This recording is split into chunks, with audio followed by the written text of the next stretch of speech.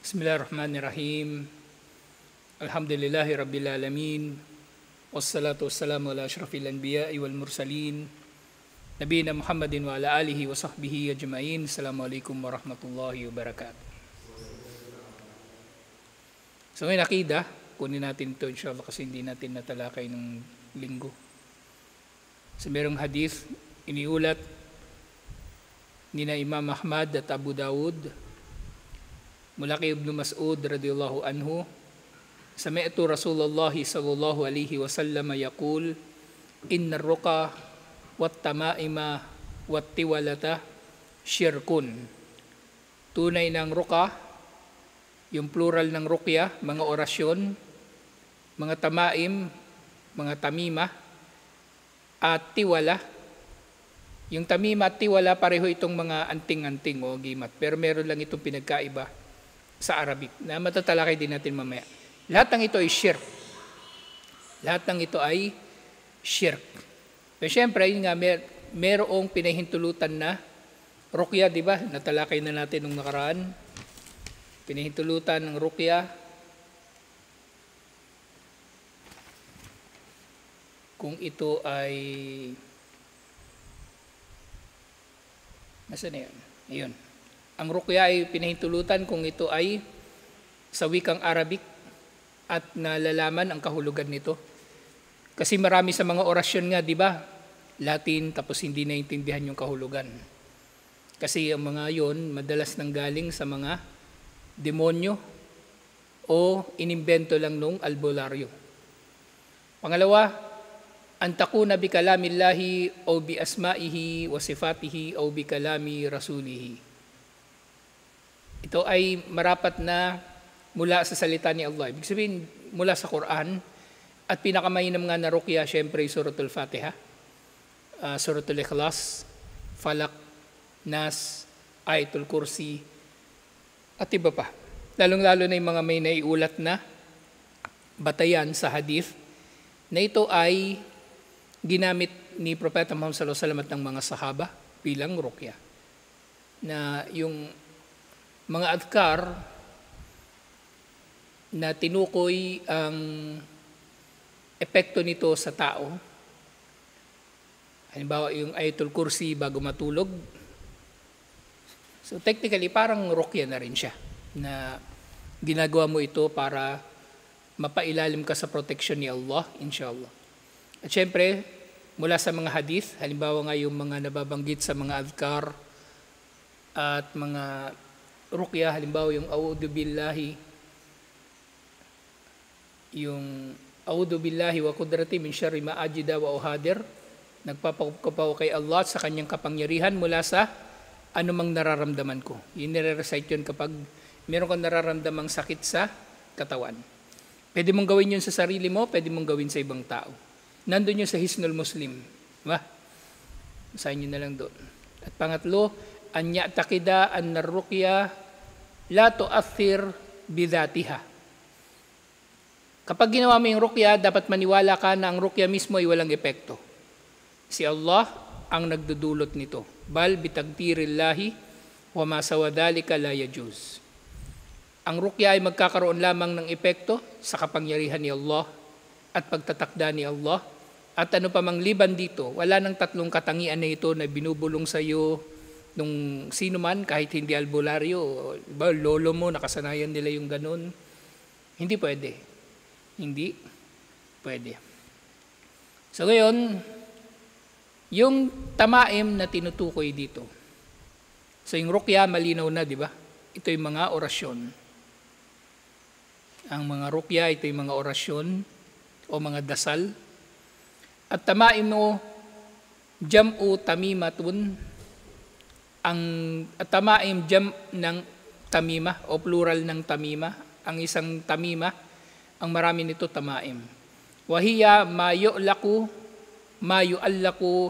alal awladi min kharazat wa ta'awid wa gayriha. So yung tamima daw, ito yung mga isinasabit lalong-lalo na sa mga bata na mga kharazat, parang mga beads, ganun. At iba't iba pang mga ta'awid o pantaboy ng malas o pantaboy ng usog o ano paman. So anumang bagay na isinabit sa paniniwala na ito ay nangangalaga sa tao laban sa sakuna, sa malas, sa usog, o sana pa mang kadahilanan, liban pa sa kung ano yung kumbaga pinahintulutang dahilan, lahat ng ito ay may tuturing na tamima. Kasi hindi naman lahat ng sinasabit magiging agimat, di ba? Halimbawa, kung ito ay alahas lang na sinusuot ng tao, lalo na babae, pwede, walang problema. Pero kung ikaw magsusuot ka ng kwintas na hugis isda, may naalala kasi ako doon, yun laging kwento niya. Suot niya raw lagi, Muslim yun suot niya raw lagi yung kwintas na yun na hugis isda kasi basta marami siyang kwento tungkol sa isda na yun o kumbaga parang naligtas daw siya doon dahil sa isda na yun at iba pang mga bagay. At itong tamima na ito, yun nga sinasabit, kung ito nga ay merong kahulugan doon sa nagsusuot, ito ay may tuturing na tamima. Pero kung ito nga ay walang kahulugan na ganito, yun nga, kwintas, pulseras, singsing, hindi ito tamima, inshallah. Relo, hindi ito tamima. Itong mga tamima, yattaquna biha al-ain, at ang mga tamima, sila ay nagpapakupkup din sa pamagitan nito sa ain o sa pagkausog. Fabtalahal Islam wa naha anha wa harramaha li'annahu la dafi'a illallahu kama taqaddam. Ang paggamit ng tamima ay pinawalang saysay ng Islam at ipinagbawal nito dahil walang tagapagtulak, tagapag-alis ng kasamaan o sakuna, malas o usog, liban na lang kay Allah. Katulad ng mga nabanggit na nauna. Lakin yustatna min dalika idha kana al-muallaq min al-Quran faqad ikhtalafa fihi al-ulama. Tungkol doon sa isinsabit ng mga tao sa kanilang mga sarili na Quran, aya ng Quran, o yung iba nagsusuot sila nung Quran na pagkaliit-liit, hindi mo na halos mabasa. May mga ganun ginagawa nilang kwintas. Faqad ikhtalafa fihi al-ulama. Sa mga ulama daw ay mayroong iba't ibang pananaw dito. Farakasa fihi ba'dahum wa ajaza ta'lika. May iba raw na nagpahintulot dito at pinahintulot nila na suotin ito. Wa ba'dahum lam yarkhas fihi, at ang iba naman ay hindi nagpahintulot dito. Wa ja'alahu minal manhi anhu, at dinulot nila o ginawa nila na ang pagsusuot ng Quran sa hatol nila ay bawal, haram. Wa huwa sahih li umuri thalatha. Na ang pagsusuot ng Quran o namang bahagi ng Quran, aya o buong Quran na maliit, lahat ng ito ay ipinagbabawal ayon sa sinasabi ng mga ibang scholar, at ito ang mas tama. Okay? So katulad nung natalakay natin nung nakaraan, na maaari ring gawing agimat o anting-anting o pampaswerte ng tao ang bismillah, mashallah, yung mga sticker na nilalagay sa kotse, mga dekorasyon na nilalagay sa bahay, kung ito ay sinamahan ng tao ng paniniwala na ganito.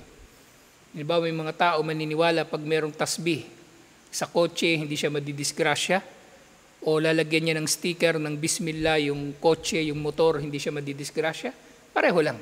Ginawa niyang pampaswerte ang aya ng Quran o ano pa mang kataga na kinikilala sa Islam. So bakit mas tama ang paniniwala na bawal gamitin ng Quran, na isusuot ito at maniniwala tayo na ito ay magliligtas sa atin mula sa sakuna, na katulad ng tamima. Katulad ng tamima.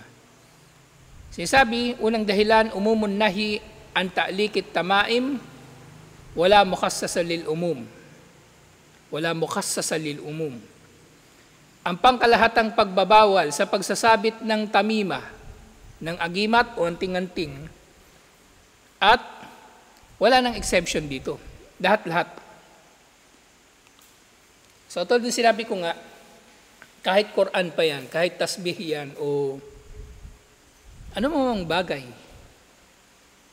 yun ay magiging tamima kung iniugnay dito yung paniniwala sa tamima. Kaya nga, sa panahon natin ngayon, sinasabi ng mga scholar, madalas lilitaw sa mga post sa Facebook lalo na, buhok daw ni Propeta Muhammad sallallahu alaihi wasallam, piraso ng damit ni Propeta Muhammad sallallahu alaihi wasallam, lahat ng ito. Wala nang saysay ang mga yun. Wala nang saysay ang mga yun. Kasi, ang tabarruk sa pamagitan ni Propeta Muhammad sallallahu alaihi wasallam ay maaari lamang mangyari nung siya ay buhay. Nung siya ay buhay. Bawa yung tubig na ginamit ni Propeta Muhammad sallallahu alaihi wasallam, nag-uunahan yung mga sahaba para magamit nila yung tubig na yun para pangwudu. O humihiling sila kay Propeta Muhammad sallallahu alaihi wasallam na magdua. Lahat ng tabarruk na yun ay nung buhay siya. Pero ngayon patay na siya, wala nang saysay lahat yun. Wala nang saysay lahat yun. Kumbaga, hindi na natin pwedeng gagawin na tayo ay magtatabarruk kay Propeta Muhammad sallallahu alaihi wasallam. Hihingi ng baraka. Tabarruk, paghingi ng baraka. Na, kumbaga, yung bagay na yon ay pinahintulutan lang nung buhay siya. Kasi siya ay propeta. Pero hindi na ito pwede ngayong patay na siya.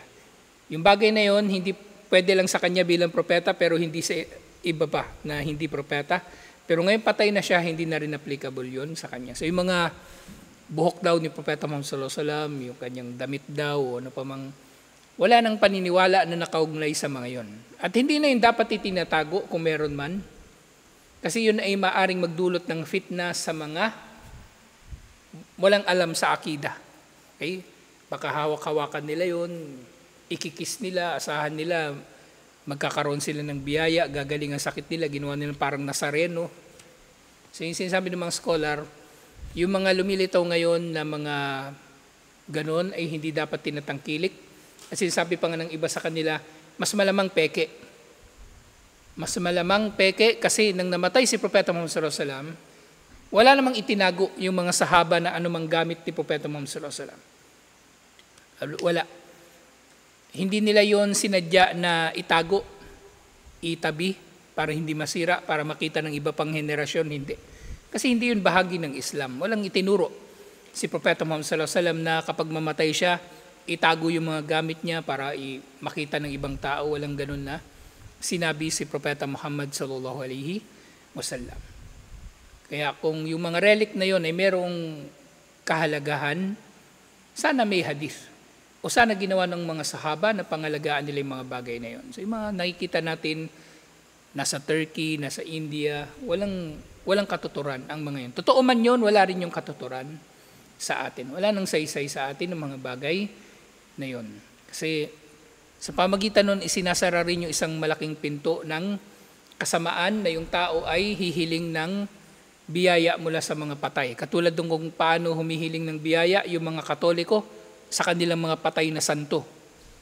Diba yung patay na santo, minsan, sino ba yung santo nila na yung paa? Yung paanong santo na yung dinadala kung saan-saang lugar. Tapos yung tubig nun, iniinom nila, panggamot daw.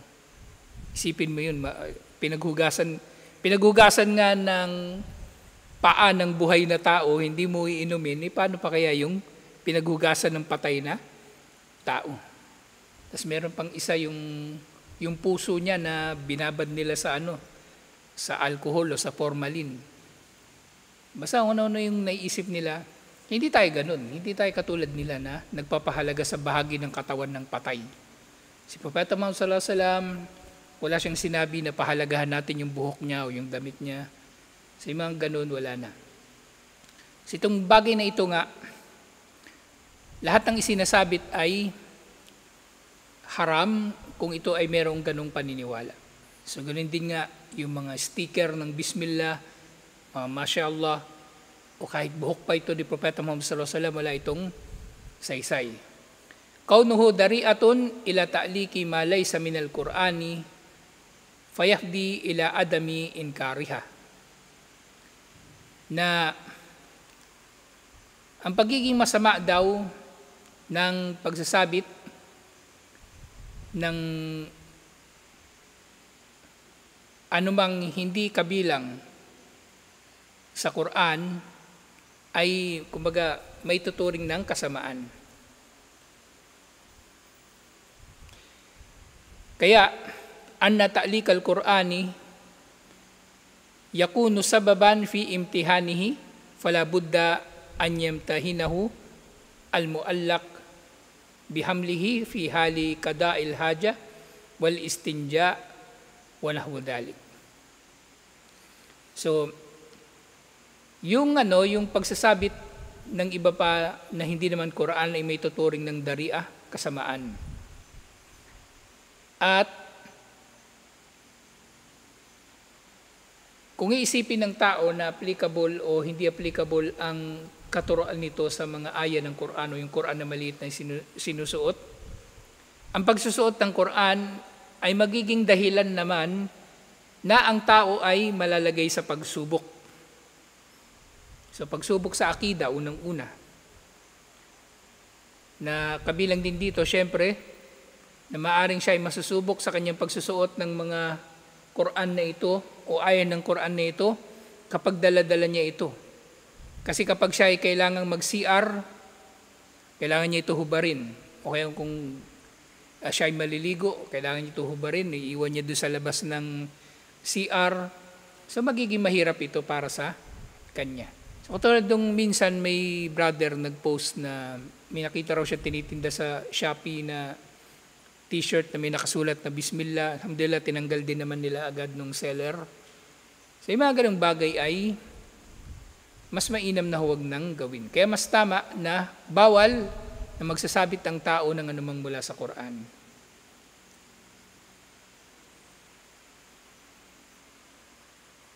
Sumunod, yung tiwala. So tinutukoy dito yung kanina, di ba? Wa huwa sahili umuri thalatha, yung parang may kulang dito sa libro. Sabi tatlo daw yung dahilan kung bakit tama. Mas tama na bawal isuot ang Quran. Pero isa lang yung tinukoy dito. Anyway, hanapin natin yung iba pa. Baka nandito lang sa dulo, inshallah. Kasi sumunod na topic na naman yung binanggit eh. Yung tungkol naman sa tiwala. So kanina yung tamima, yun yung pangkalahatan ng mga agimat o anting-anting na isinasabit. So ngayon yung tiwala, at tiwala syai'un yasnaunahu yaz'amuna annahu yajibul mar'a ila zawjiha yuhabbibul mar'ata ila zawjiha wa zawji ila imra'atihi. So yung tiwala, isa sa mga kahulugan nito, ito raw isang bagay na ginagawa. At kumbaga, binubuo, minamanufacture, na inaangkin nila na ito raw ay nagiging dahilan na mamahalin ng babae ang kanyang asawang lalaki, o ang lalaki mamahalin niya ang kanyang asawa, o kahit hindi niya asawa. Wa huwa naw'un minas sihr. Wa huwa naw'un minas sihr. At ito ay kabilang daw sa mga salamangka. Kumbaga sa Tagalog, ito na yung gayuma. Okay, ito na yung gayuma. At yung tiwala nga, maaring ito ay nasa anyo nung, yung kanina, yung tamima, kahit anong sinasabit, kahit anong hugis yun. At yung tiwala, kaya nabanggit ko nung nakaraan na madalas inilalarawan nito ng mga drawing na geometric. Kasi sa ganun nila ikinakapit yung kulam, yung gayuma, kumbaga. Yung gayuma. So ganun nila ginagawa. Wa innama kana min asyirki lamma yuradu bihi min jilbil manafi wa daf'il madar min ghairillahi ta'ala. So ito'y sihir, at dahil ito'y sihir, ito ay kufur. Ito ay shirk. Sa anumang nilalaman nito na paghiling ng tao sa pamagitan nito ng kabutihan at pag-aalis ng kamalasan o sakuna na magaganap liban pa sa kapangyarihan ni Allah subhanahu wa ta'ala.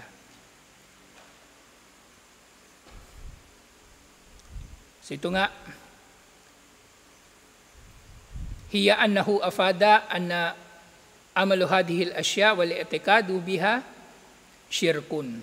So lahat ng ito ay nagpapabatid na parehong ito, ang ruqyah, ang tatlo na ito, ang ruqyah, na siyempre na hindi pinahintulutan sa Islam, yung tamimah, yung mga isinasabit na mga agimat, anting-anting, pampaswerte, pantanggal ng malas, pangalis ng usog, shirk din. At pangatlo, yung tiwala, kasama doon yung mga gayuma, lahat ng ito ay shirk. Lahat ng ito ay shirk. Kahit ito ay gamitin pa sa pamagitan ng mga simbolismo na kinikilala sa Islam, meron itong crescent, meron itong ayan ng Quran, meron itong Bismillah, merong Masya Allah at kung ano-ano pa, maaaring itong mahuhulog sa shirk. Dahil nga ang lahat ng ito ay gawaing ibada at ang ibada ay dapat lamang na gagawin ayon sa mga batayan. Hindi pwedeng mag-iimbento yung tao ng gawaing pagsamba, alhamdulillah. Kaya sa Islam, sa anumang gawain na may tuturing na, sa anumang gawain, tingnan muna natin kung yung gawain ba ay alin sa dalawa. Ano yung dalawang uri ng gawain ba? Muamala o ibada. So tingnan natin. Tapos kung ibada siya, tingnan natin kung ito ay may batayan. Kung may batayan, gawin. Kung walang batayan, wag gawin. Okay? Sa muamala, baligtad. Kung walang batayan na ito ay bawal, di gawin. Kung may batayan na bawal, pwede mong, dapat mong iwasan. Okay? Kasi ang kaida sa ibada, lahat ng ibada ay haram, liban sa may dalil. Ang kaida sa muamala, lahat ng muamala ay halal, liban sa may dalil na haram. So, ganun natin siya tinitingnan, inshallah. So, tutuloy natin ito sa susunod. Assalamualaikum warahmatullahi wabarakatuh.